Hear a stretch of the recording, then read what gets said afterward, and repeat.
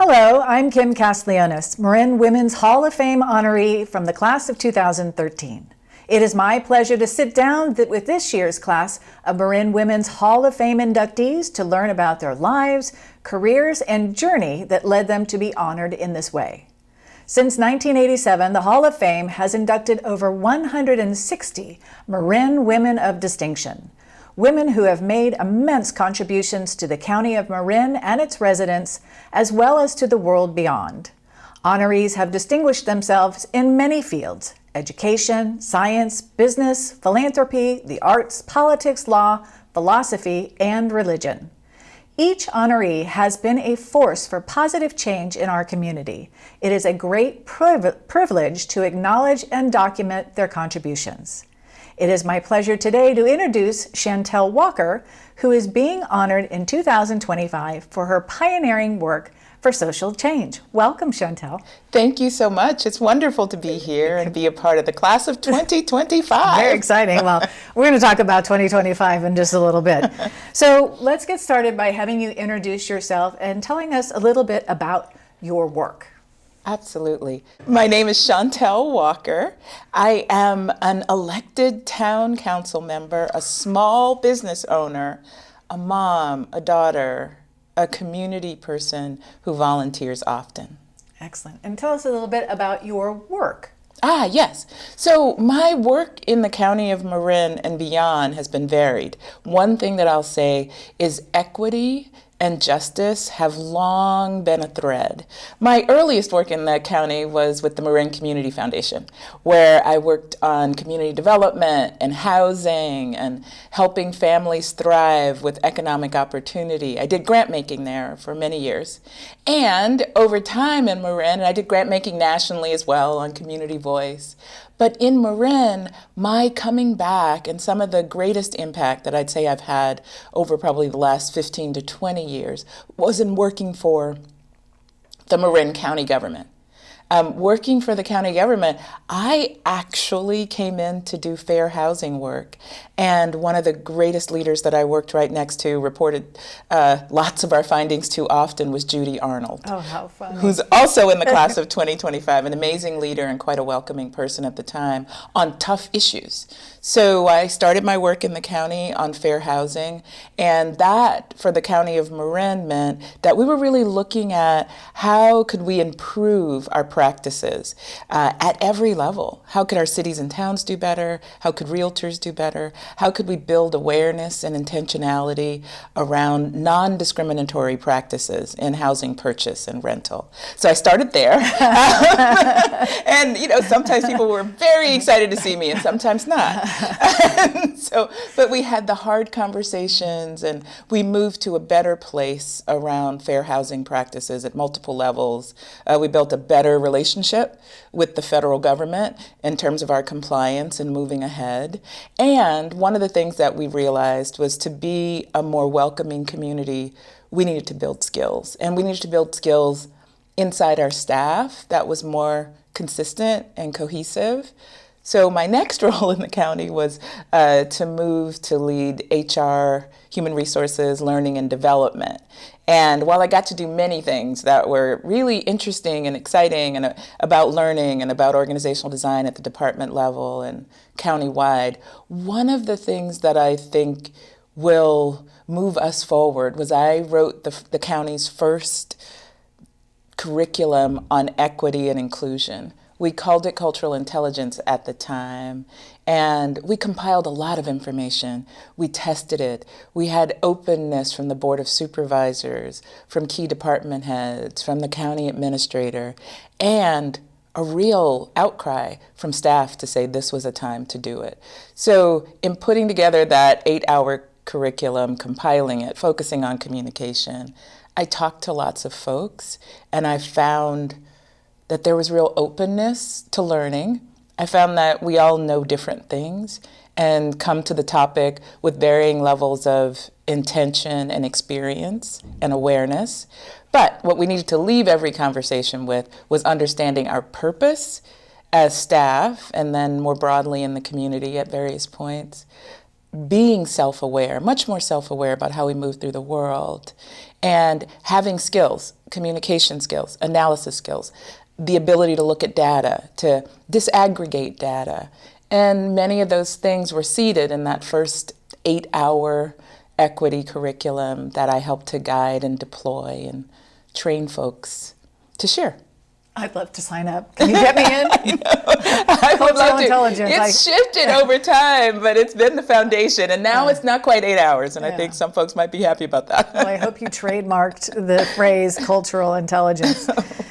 Tell us a little bit about your upbringing and what helped shaped the person who you are today. Oh, yes. Well, I'm from New Orleans, Louisiana, a really, awesome, storied place where food and music and family and community are central to growing up, to how you think, especially food and music. I think some of the forces beyond, the food or music or joy that New Orleans often invokes for people was I had a very intentional family who was focused on community service in church, in neighborhoods, in food banks. My mom in her youth worked on signing up African Americans to vote during a time when it was very challenging for everyone to have access to the vote. Very brave. Yes, it was very brave while she was a college student. So I was raised in a home and in a family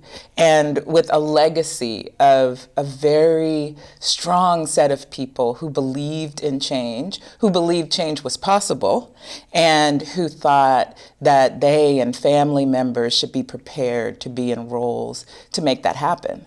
So while I feel like I was such a nourished and loved child, they were often hard on me, about how to do things and what to do. They really believed in preparation for the change and that small mistakes shouldn't get in the way of justice and what needed to happen. Going in prepared, understanding the context. I was an African American girl at a time when my family really thought I had so much to learn to be safe in the world. I think many families would say the same thing now, but I know at that time, in the 80s and late 70s, my family was very focused on the cultivation of a leader who would be impactful, and I think that I am their dream. I would be proud of you if you were my daughter, so there you go. Thank you. So who, besides your parents, who are some individuals who have influenced or inspired you to do what you do today? I have to say that I have, and as I mentioned the word nurtured earlier, I've been mentored and nurtured in circles of people, circles of women. I remember a preschool teacher. I was one of those kids who went to preschool early, Miss Imelda, who was amazing. I had a nun that I went to Catholic school when I was young, and there was a nun, Sister Shannon, that I loved. There have been supervisors, as in people that I reported to in my work, people that I reported to who've been supportive. And certainly in Marin, I have been the beneficiary of circles of women. I would say Dr. Lois Moore has been a huge component of helping to mentor me. Judy Arnold has been a mentor.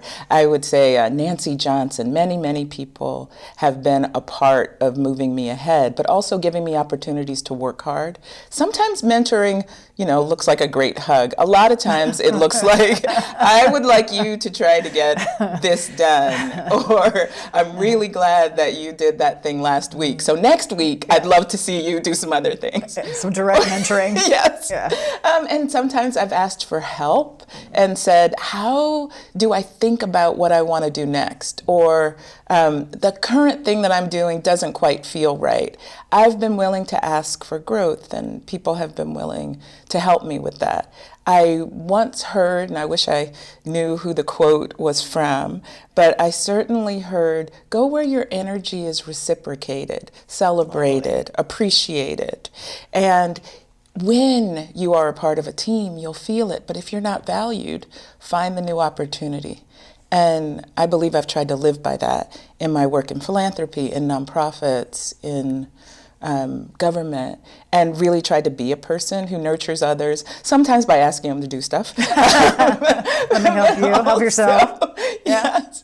So I've been mentored by men and women, several significant women. I have to say about this award, one of the things that's so exciting is for at least 20 years, I'd been going to the award ceremony and seeing women inducted into the Hall of Fame, many of whom I didn't even have a first name relationship with at the time. So it's incredible to be here in this group and to feel the support of the group and the embrace of the group. And I look forward to being able to embrace others. I have 2 children, a 21-year-old and a 17-year-old. And I look forward to my children being mentors to others and being leaders. And I'm doing everything I can to follow my family's tradition and the community engagement that I've had.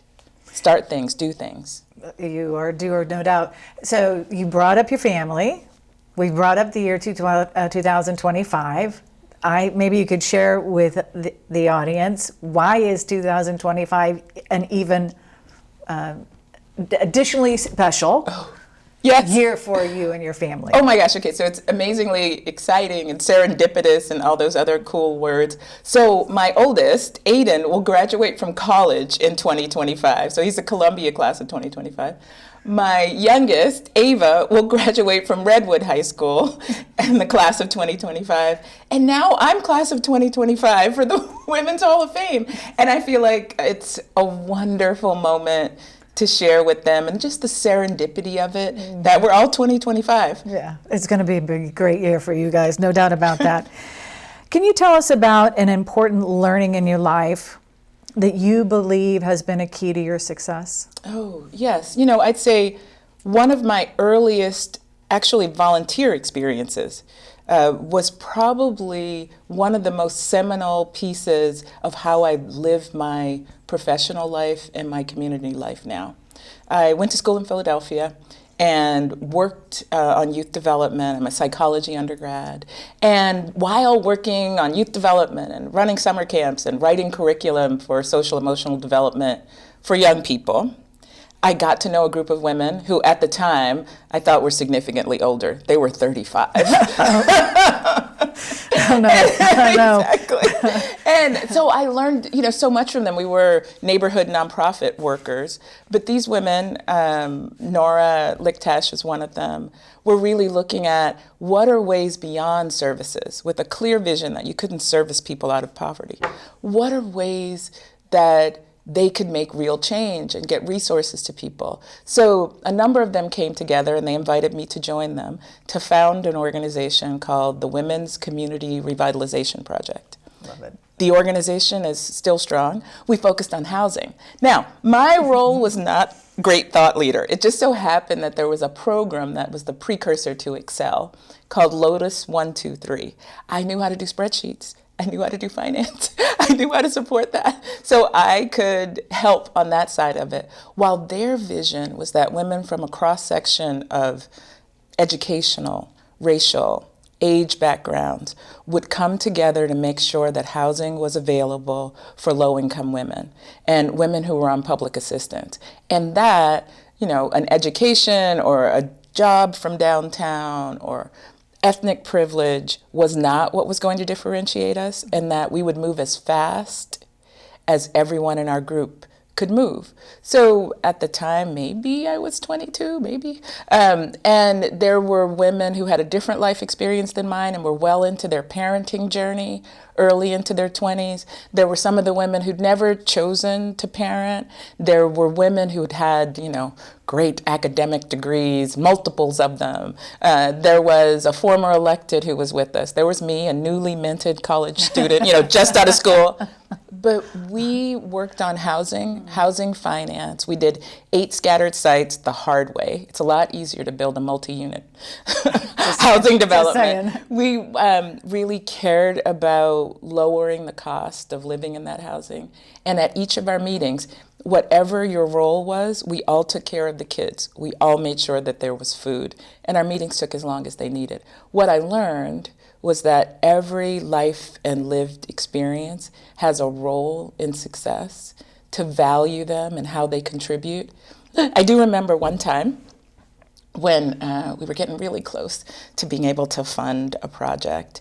And it turned out that in this project, because there were women in our group who would be able to live in the housing and then others who wouldn't be able to live in the housing for income reasons, one of the great things was one of the moms who would have had to live, the opportunity to live in the house, said, there's no window over the sink. And so I was thinking, well, okay, but the windows are great where they are and we can afford to build this unit. But one of the things that came through was she wanted to be clear that she could be at the sink in the kitchen looking out the window at her kids. So we moved the window. We were listening to someone who had the lived experience of already having children at that time, was going to be a user of the service, and that person was leading to make sure we as a collective were doing it right. I think that the experience at WCRP, Women's Community Revitalization Project, being valued as a person who was just getting out into the world from college was really important to me. And I hope to live my leadership in that way now. We all have different strengths, opportunities, privileges, lived experience, learned experience, and making it possible to have space for everyone has been super influential in my career. Yeah, it's great that you guys were open to that feedback and being able to incorporate it into your plans moving forward. That's we were outstanding. one. Yeah, that was amazing. What advice would you give to young women who are aspiring to do the kind of work that you're doing or any other work in for social change? That it is possible. It's not always easy. Be adaptable, courageous. Build a great community. Community and not just like-minded people, but a cross-section of people, some who agree with the direction, others who can help you test your idea. So in case you're missing a side of it, if you're blinded. not, yes, Yeah. by something that you believe in, be sure to be nimble and know what your core is. Change. Know what you love also. If it hasn't come through in this interview, I'm a huge extrovert, so I like people. I like being with people. So a lot of the things that I have been able to do or accomplish have been with a community of people around me and then with individuals. That's my special skill. And so know your skill, be courageous. Also remember that other piece, go where your energy is reciprocated, where you're valued, appreciated, celebrated. You can get a lot done there. And be sure that you think about how do you involve your family, your community, if that's right for you, or how do you create a chosen family that will support where you want to go. At the end of the day, I hope to look back on these moments of my life and think, I did everything that I could, and I really enjoyed a lot of it, and I learned from some of it, and I kept moving. That's funny. So speaking of that, in terms of family, how are you balancing? I mean, I know the children are now out of the nest, yes, right? But almost. they weren't, Yeah. right? So how do you balance your career and your really active engagement in the community and advancing the things you want to do with family? Always keeping my priorities clear. Family, very important. Work, very important. And income has always been very important. But I am not balanced every day. So there's some days that work really won. It won the day. It won the week. But then there were other days that family was really important, that I stayed up the extra hours. A couple things that were super important to me, almost 6 to 7 nights a week, we had family dinner together. And most of the time I cooked. A lot of times it was leftovers, but they were cooked the day before. Okay. And so that was important. What was also important, and my children, if they're there, or to end up talking to many folks, will say they got drugged to a lot of things. A lot of them, I think they appreciate it. Right. And some of them, I think then they learned that they were a part of things. So for me, work-life balance is really important, having a couple standards. I definitely showed up at my kids' games. One rowed crew with Marin rowing. Another has played soccer across every venue that I can think of. And I would make sure to talk to my bosses and supervisors and say, I would say in my interviews, and I know no one can ask, I have 2 children. I will go to their games, but I will make up my time. And I've found venues to do that at certain points in my career. And I think that balance is important, intentionality is important, but you can't be balanced every day. There were definitely days when I felt like, oh, I could do better over here. Oh, I could do better over there. Plus, never forget the impact of friends. There were more than one occasion that buddies in Marin got a call from me. I meant to leave this meeting. I can't leave right now. Can you pick up Aiden, or can you pick up Ava Irene and get them to the next venue? Or I relied on my mom a lot. She took care of my kids when they were little. I think balance is important to think about. It, in my experience, can't be actualized every day, but over time, the balance occurs. And that would be okay in That's your book? Absolutely okay. I think it's necessary and real. Yeah, real life. So let's go back to community, right, and engagement. What advice would you give to people who are maybe not so sure on how to actually engage community in their world? Oh, absolutely. I think one of the best things we can bring to community awareness, especially if you're coming to a new community, is self-awareness. Understanding who you are, what your tendencies are. If you're an extrovert, if you're someone who really enjoys people, or if you're someone who really enjoys outcomes, but feels more like you'd like to work on the machines to support people. It's important, once you understand yourself, to have purpose, the things that you're there for. Why are you engaging? And to be able to talk about it. It's also important to think about what brings you joy. And I know that sounds small, but joy can keep you in it, between purpose and joy. Now, sometimes joy is what you'd like to see 15 or 20 years down the road. Purpose will keep you in it. When I was a program officer at the Community Foundation, I made a pitch to the board of the foundation and asking for a $10 million increase in the housing budget. And one of the things that we talked about was how difficult housing was right around 2000, 2001. And we're here now and it's still difficult. But one of the things that at the time, I was massively pregnant, and I said, by the time this child is 18, I'd love to see us have made progress around X number of units. In that moment, it brought joy and it connected purpose to future, and it was understandable and digestible.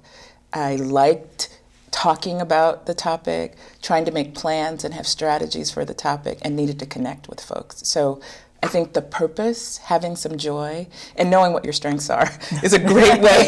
And then stick with it. Yeah. You won't always be welcomed when and how you want to be welcomed.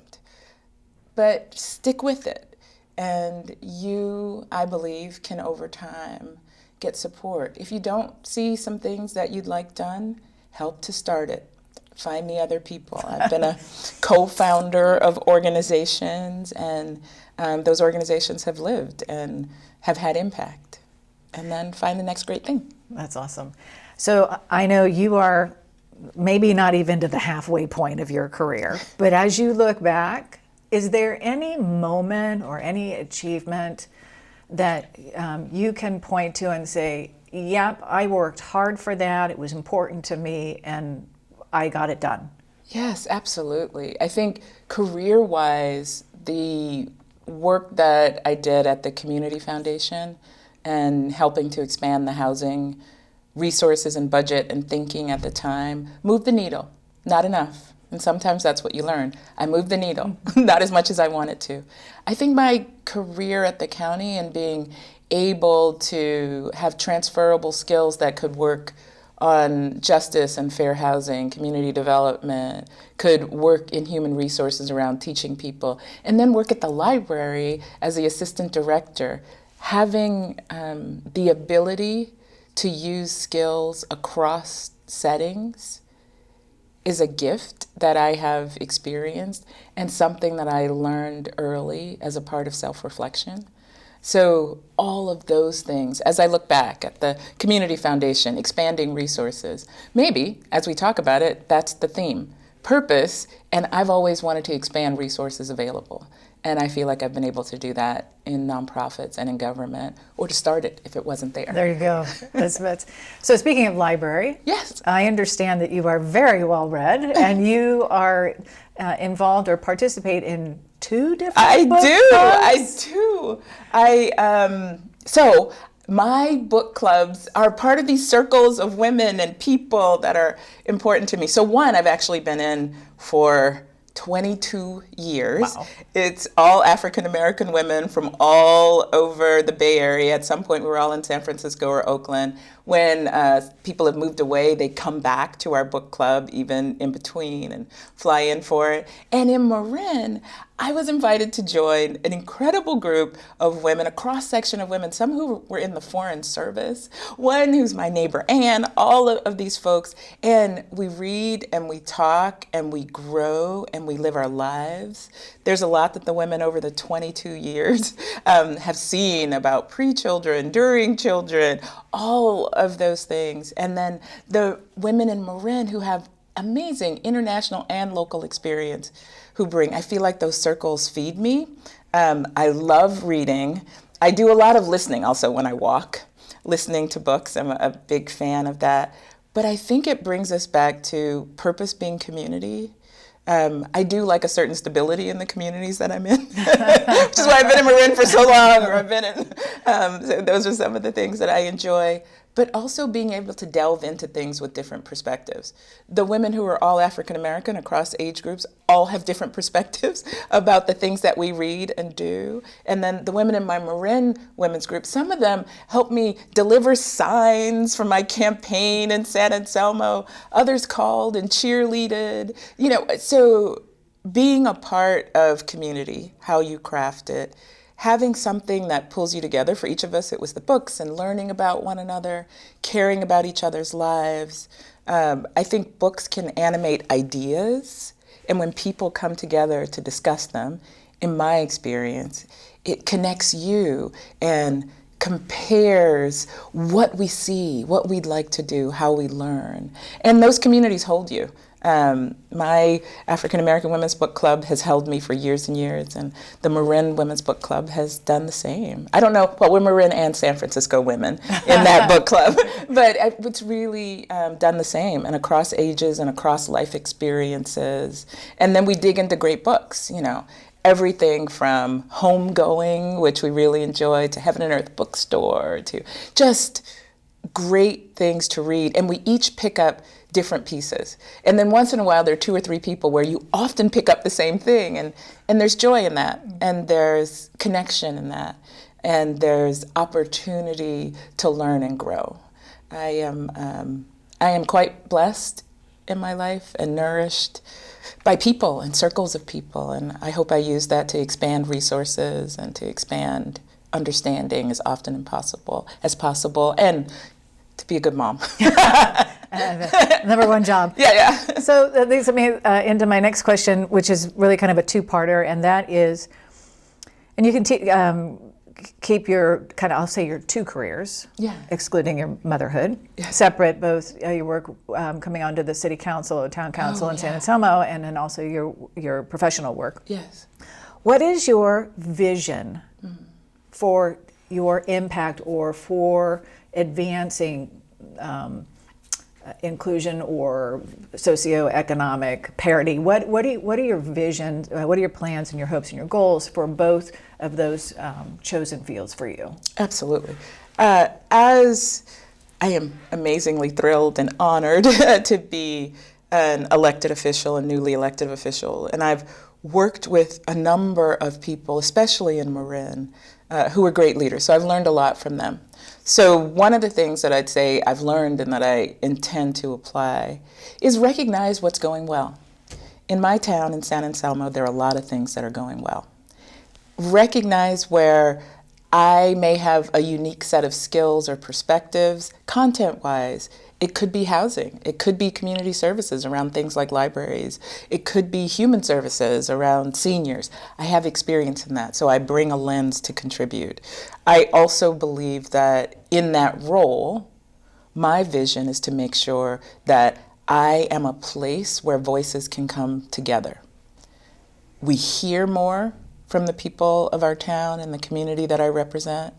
We're able to implement those things given the realities of who we are and what we can do. So if we have resources, it's really important to save a certain portion, and it's really important to invest in the future. So in San Anselmo, I hope to contribute my current skills and expertise to celebrating what we're doing well, and then pushing us ahead on things like meeting the requirements of the housing element, making sure that around transportation and around how our community and our small businesses work well, that we're having a conversation about that and implementing it. Now, the only thing I can promise is that I'll listen and I'll share information, but I'll certainly use my skills for that so that we move ahead and that we're thinking long-term for our community. I would say the same thing about Marin, that we are investing now, understanding what our strengths and challenges are, so that we are viable long-term. And we're not living in our past, we're not only living in our present, though there's some good things about that, but that we're moving towards a future where we have heard the voices of our multiple communities. Now, for my career, I have been very blessed and I've worked hard. I feel like impact and being a driver for organizations in my community and those that I work for is what I will bring. My vision is really equity in systems and long-term durable organizations that serve Marin and some of our state of California and beyond. I think with more engagement, with more voice, intentionality, skills building. I did learning for a long time, adult learning. We can be our best selves. I live in an amazing town, in an incredible county. We can do well what we're doing now, and we can do better for the future.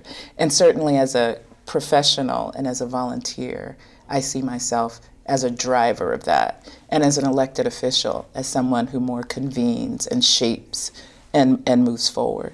But I love that you asked that question a little bit separately. Yes, thank outstanding. You. As you look back in your life, is there any circumstance under which you could think, God, I wish I could go back and do that different? Yeah, I think that when I was doing youth development in Philadelphia, I didn't have a systems perspective yet. I was a psychology undergrad. I wrote curriculum. I would bring the 4 or 5 kids who were really struggling staying in the classroom together, and we would do exercises to help them build that muscle of staying in the classroom and as learning as much as they could. I didn't yet have a well-honed systems or social justice perspective. And because of that, I didn't look at the ways in which these really smart, very active, mostly African American and Puerto Rican kids were really being singled out by the system in unique ways. I didn't see the system. So at the time when I was doing the curriculum work, I saw making things better. And so I think, I don't know what I would say to her, that girl in that room, if I went back. I liked a lot of the stuff that she did, and she really enjoyed that job. But I also think, thinking about how to get to know the school district and the school system and the schools in Eastern North Philadelphia better and understanding the data better would have been the note that I slipped her when she was like, over here, think about the data, look at the patterns. So I think that I did what I could with what I knew, and it was over time that systems came together. And, I had some great grounding in it, but it took a minute for it to settle in. Yeah. Well, What do we get as we get older? Wisdom, right? Yes, yes, Exactly. wisdom. So as we wrap up our conversation today, is there anything else that you'd like to share with our audience before we say goodbye? Well, you know, the one thing that I would say is I am so honored to be with these women in Marin, a community where I've dedicated more of my life than when I grew up in Louisiana.